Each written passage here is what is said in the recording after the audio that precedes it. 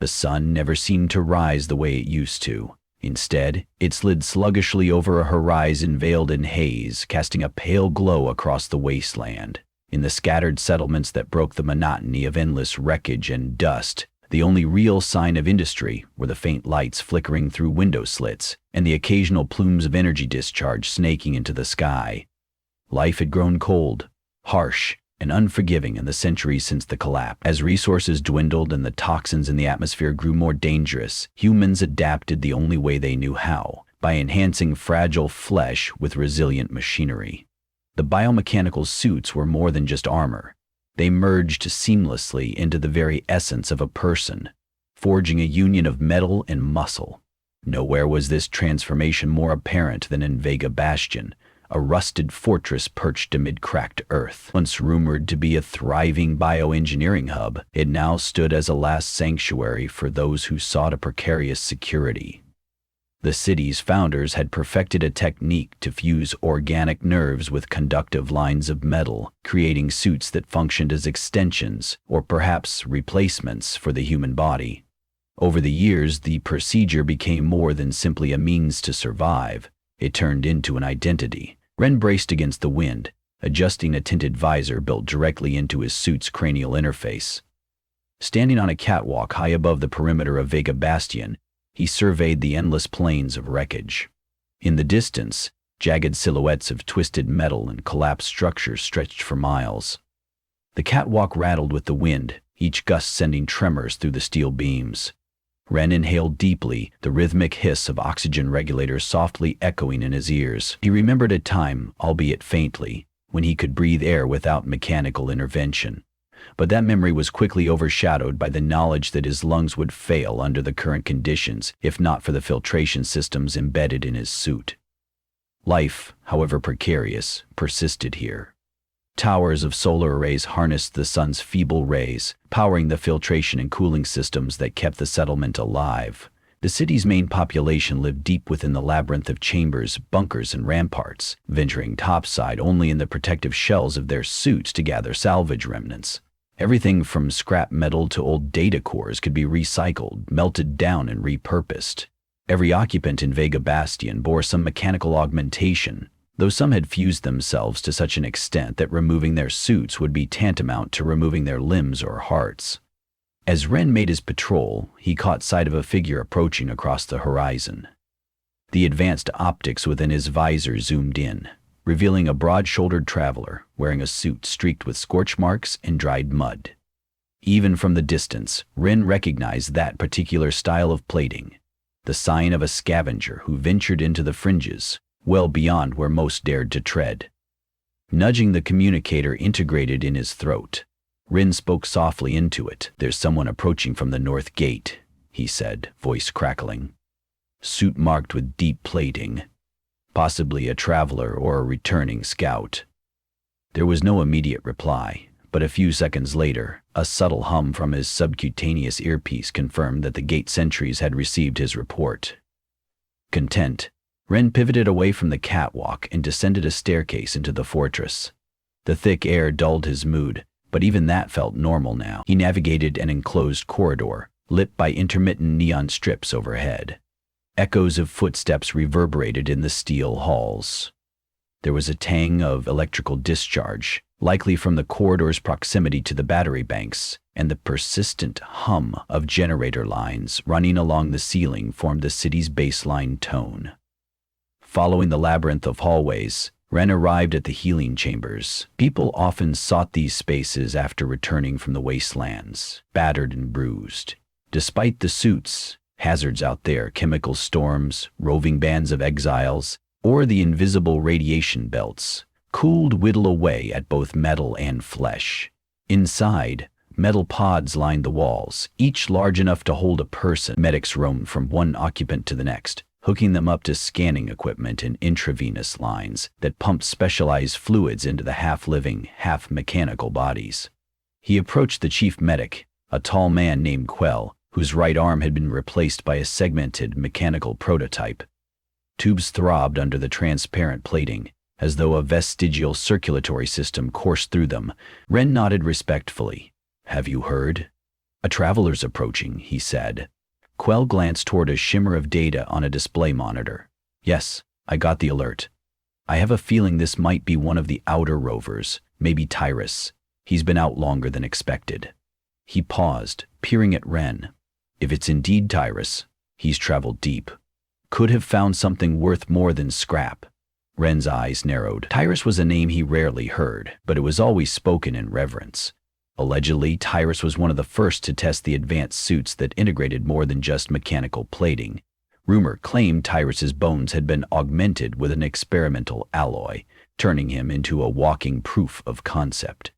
According to legends told around dim bunkhouse fires, Tyrus had been exiled for reasons no one fully understood. Some said it was fear, others said it was jealousy from the city's council, who couldn't stomach how far Tyrus tested the boundaries between flesh and metal. Quell's mechanical fingers flexed, the plates rasping. "Go see who it really is at the gates. Find out if they need medical attention, and if it's Tyrus, see if he's brought anything that can help us."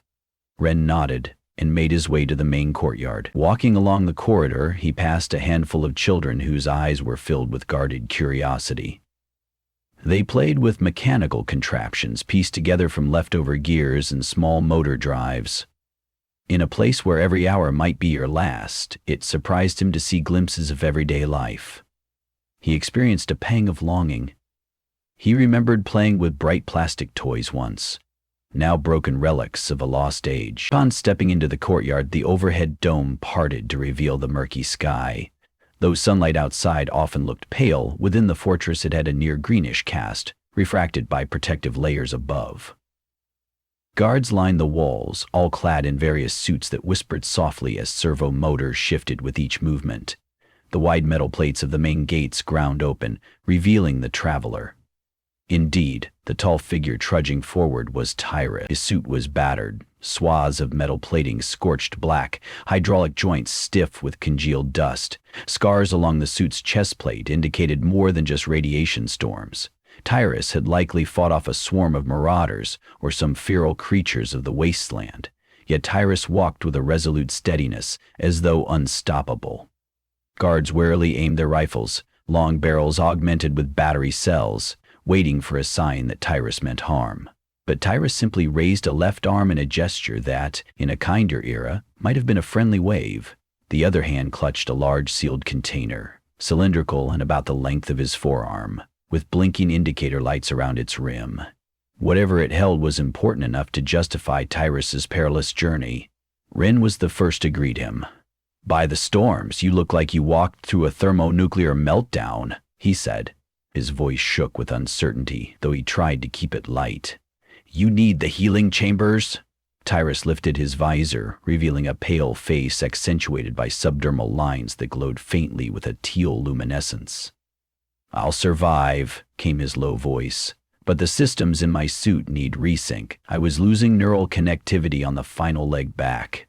Wren gestured for the medics standing by, and they approached cautiously to help Tyrus. Quell soon arrived, scanning Tyrus with a handheld device. "The radiation levels in your suit are off the charts," he muttered. "I'll get you to one of the sterile pods." Tyrus shook his head. "Later. I need to speak to the council first." He held up the cylindrical container. "I've found something that might save us all from slow starvation." Several of the nearby guards and onlookers gasped. The mention of salvation, in a place that teetered on the brink each day, was a potent promise. Quell and Wren exchanged glances. Wren murmured, "We'll arrange an audience with the council, but at least let us patch your integrator. You won't make it through a conversation if your Neuralink fails mid-sentence." Tyrus gave a terse nod. Together they wove through the courtyard and deeper into the complex, bypassing curious gazes. The motion-activated lights flickered to life as they reached a large chamber with a half-spherical ceiling. The walls were lined with monitors showing readings on the city's energy usage, the atmospheric conditions, and a map of known outposts in the wasteland. Within moments, several council members arrived, each wearing a unique suit with an iconic design. One had elegant brushed steel plating etched with swirling patterns. Another donned a patchwork of upgrades, each from different suits gleaned over the years. An archivist known for scrupulously merging old technology with new. They formed a half circle around Tyrus, their eyes keen. "Speak," said a slender, robed figure with a polished bronze chestplate. "We have waited long for your expedition's return." Tyrus carefully set the sealed container on a large table in the center of the room. The device's faint blinking seemed to reflect in the council member's eyes. He turned a metal cylinder at the container's top, and the lid hissed open. Inside were vials of a viscous green substance. A hush fell over the gathering. "This is seed cerium," Tyrus said, voice echoing, salvaged from an old biolab near the eastern canyons. The lab's data logs indicate the serum can enrich sterile soil, jump-starting plant life. I tested a portion of it out there in a secure test capsule. After just a few days, sprouts emerged.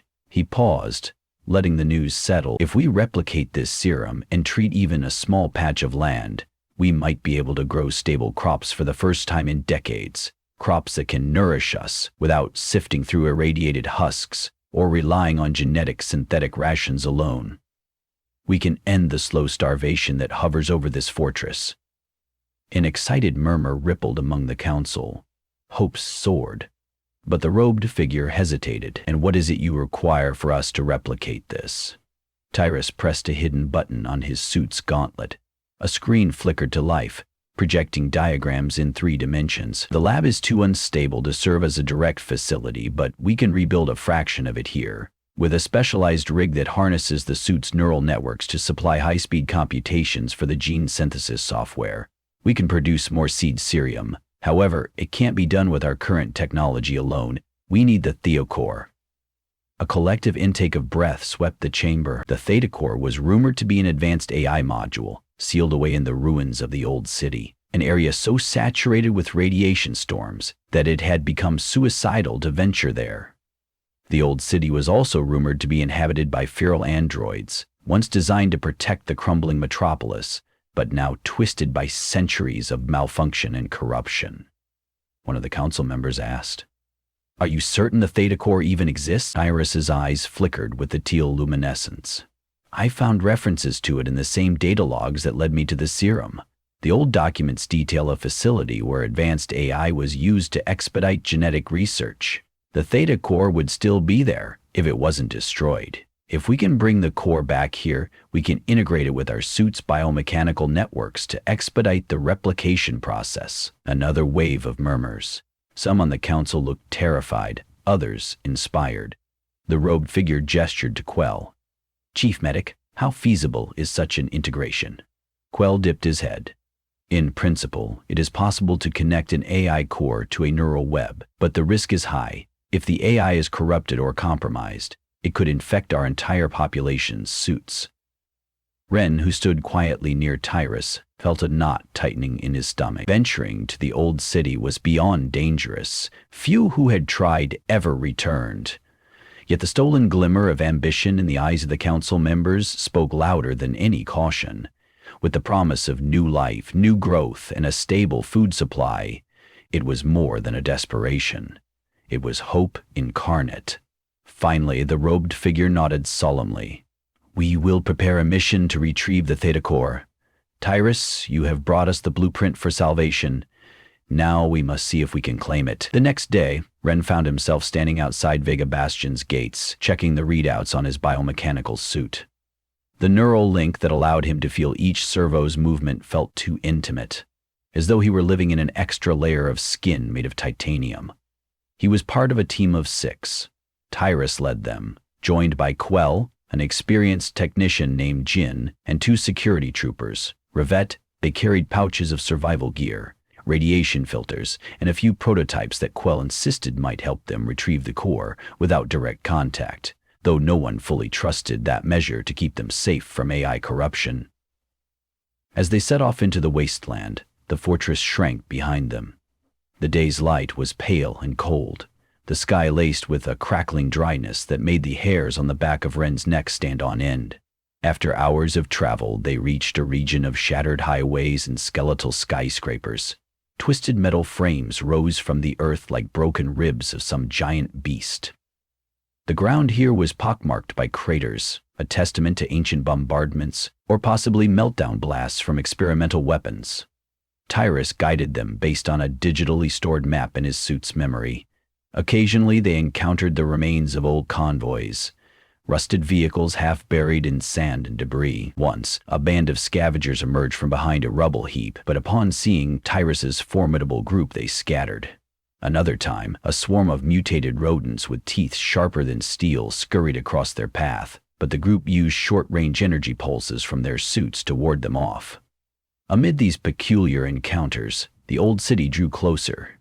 They sensed it before they saw it. An electric hum in the air and a faint flicker of azure light in the distance. It was as though the city had become a living entity, pulsing with energy. When they finally beheld it, the sight chilled them. Enormous collapsed buildings lined the horizon. Some towers still stood, but half their walls were gone, revealing dark interiors.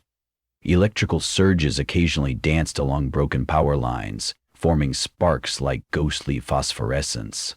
At the old city's heart stood a monolithic, dome-shaped structure, its metal surface etched with ancient symbols. Tyrus identified it as the AI research facility. As they drew closer, they spotted movement in the rubble. The androids. They skittered on all fours or lurked behind fractured walls. Their once humanistic frames had been ripped open by time, revealing metallic spines and ocular sensors that glowed red. Some wore tattered remnants of synthetic skin. A swirling sense of dread slithered through the air. "We don't engage them," Tyrus whispered, voice transmitted over their short-range comm.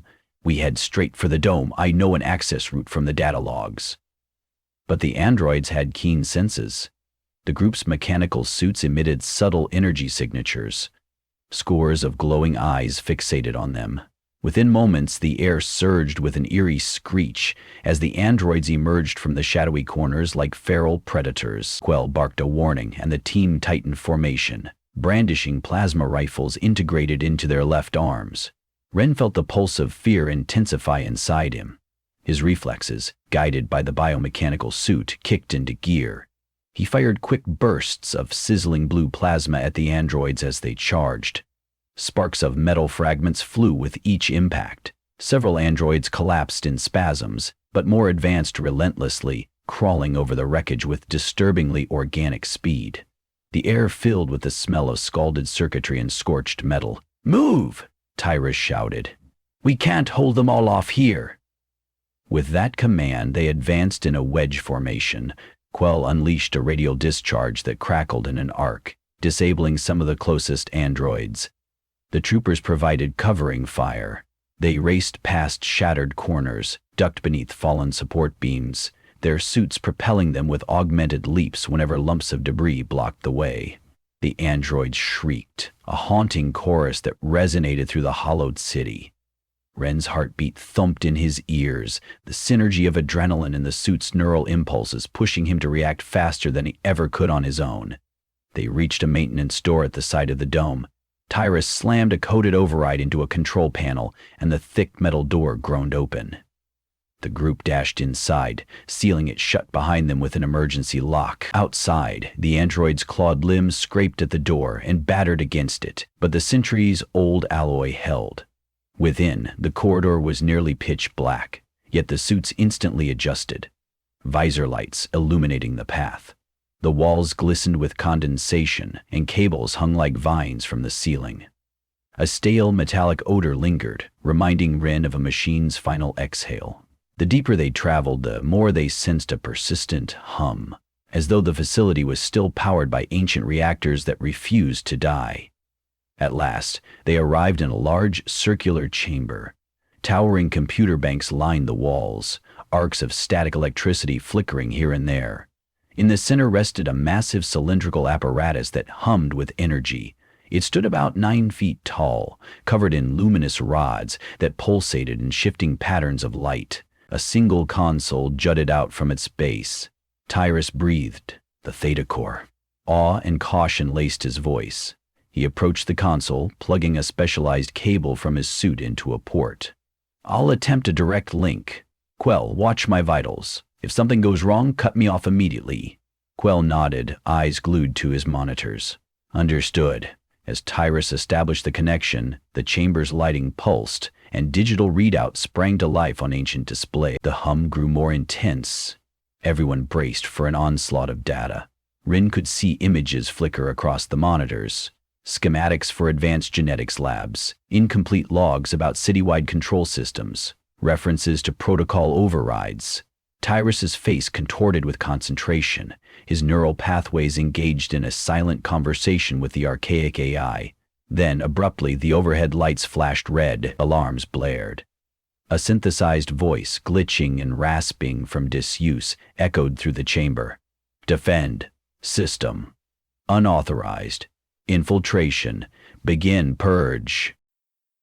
A jolt of electricity surged through Tyrus's body, hurling him back. He hit the ground hard, the luminous lines along his neck flickering uncontrollably. Quell rushed to him, quickly disconnecting the cable. Meanwhile, blasts of energy erupted from the walls, automated defenses stirring to life. Laser turrets emerged from concealed recesses, scanning for targets. "Take cover," Jin shouted, diving behind a rusted terminal. Rin slid behind a toppled console, returning fire at a turret that had locked onto him. Quell frantically rummaged in his pouch, extracting a device that emitted signals meant to scramble automated targeting. Safin emptily fired volley after volley at the emerging turrets, sparks dancing across the chamber as titanium ricochets shrieked. Tyrus lay still, twitching as stray arcs of energy flickered across his suit. Amid the clamor, Quell jammed the scrambler onto an open circuit in the nearest console. For a moment, the turrets wavered, their glowing barrels drifting aimlessly. That brief respite allowed the team to rally. Rin sprinted forward, launching a concentrated plasma beam at the turret by the console's main frame. It exploded in a shower of molten metal. Riv and Safin systematically disabled the remaining defenses. Sparks dripped from overhead cables as the barrage lessened. Panting, Rin rushed to Tyrus's side. Quell was already scanning him. "His vitals are critical," the medic muttered, panic coloring his voice. "He's going into neural shock." The AI inflicted a forced override.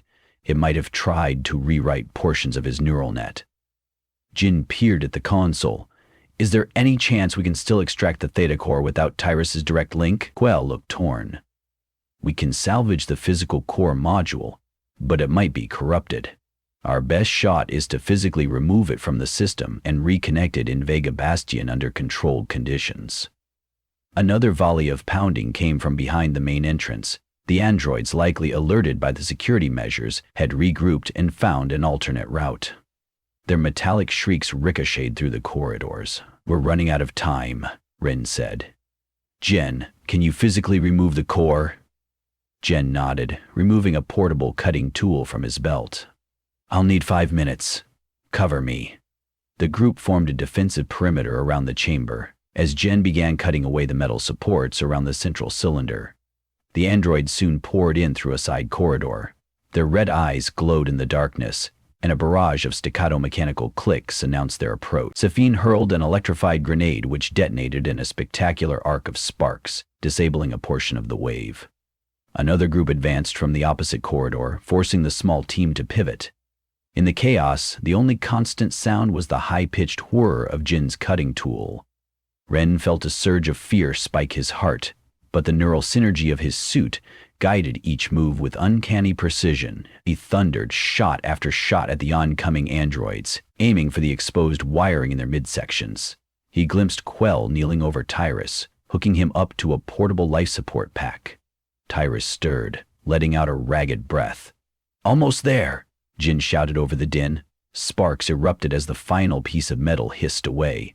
The cylindrical apparatus came free, tubes dangling from its underside, still glowing faintly. Jin signaled triumphantly, and Ren hurried to help. Together they secured the cylinder in a reinforced container designed to shield them from both radiation and AI signals. Safin and Rivet coordinated one final push to clear a path through the android horde. Once again the team formed a wedge, Tyrus's body strapped to Quell's back, the Theta Core slung between Rin and Jin. They charged out of the main chamber, twisting through a labyrinth of corridors. The androids pursued doggedly, but between Rin's precise shots and Safin's grenades, the group battered its way free. They reached the heavy maintenance door, pried it open, and burst into the open daylight. A wave of relief coursed through them even as the broken city hissed and shrieked behind them.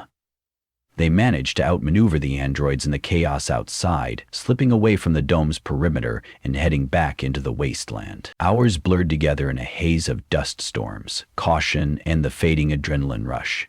Quell tended Tyrus as best as he could with the limited supplies available. The man hovered near unconsciousness, though occasionally his eyes opened, flickering with teal glow, his lips forming words that only sometimes made sense. By the time the spires of Vega Bastion came into sight, the sun was dipping below the twisted horizon. Night approached swiftly in the wasteland, temperatures plummeting. The fortress gates opened wider than before, as if expecting their arrival. Inside, the citizens gathered, their faces etched with hope and uncertainty. Council members awaited them. Rin, Jin, and the rest of the team staggered in, battered but alive, carrying the sealed container that housed the salvaged data core. Quell directed everyone toward the healing chambers, ordering medics to tend to Tyrus immediately. The council crowded around, adrenaline fueling their curiosity as they eyed the container. Ren took a step forward, removing his helmet. Sweat and dust covered his cheeks, a testament to the mission's toll. "We have it," he said quietly. "The Theta Core. There's a chance it can help us replicate Tyrus's seed serum. We need to isolate it and ensure it's not corrupted." The robed council member regarded Ren, voice trembling with relief. "We'll do whatever it takes to see this done." Approaching footsteps echoed. Quill emerged from the healing pods, wiping sweat from his brow. "Tyrus is stable but altered. The AI forced an imprint into his neural pathways. I honestly don't know how he'll be once he awakens fully." No one spoke for a moment.